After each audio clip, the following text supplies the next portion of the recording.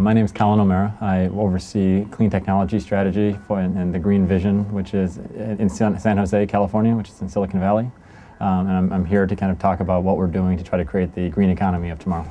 So I oversee government policy, and so I try to create policies that kind of spur innovation to try to help the market both create demand for products and try to encourage people to be innovative and to sell their products, and then to also help those companies as we're creating that demand, make sure those technologies that are being created create opportunities for people. And so whether it's renewable energy or electric vehicles or different types of energy efficiency products, we see an opportunity for people to create new jobs, and have new opportunities for themselves and their families. And so that's what I bring.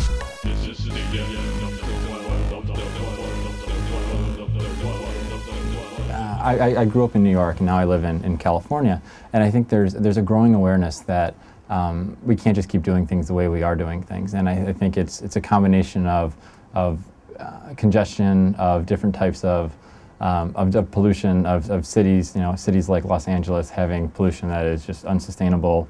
And so I think there is a realization that it's coming.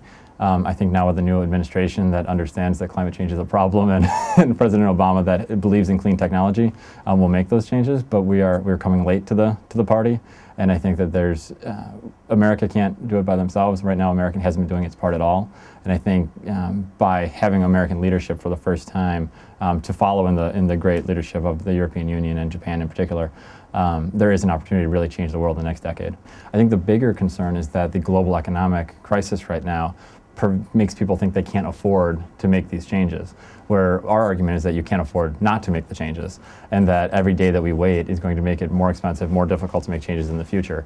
And so I think we have not had kind of a global wake-up call in the last few years, and we really want to make sure that people don't use the current crisis as an excuse not to act.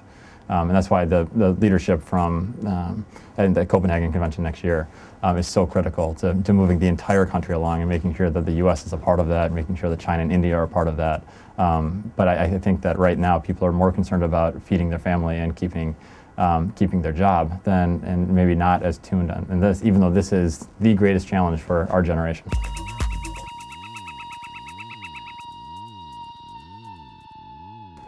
"50 years from now, we live in a world where all of our electrons come from renewable sources, all of our transportation comes from non-fossil fuels. We've increased global wealth by trillions of dollars. We've reduced poverty because we've been able to better use natural resources and not exploit countries around the world for their precious resources. And in doing so, we've created a society that is not only environmentally sustainable, economically viable, and also socially just.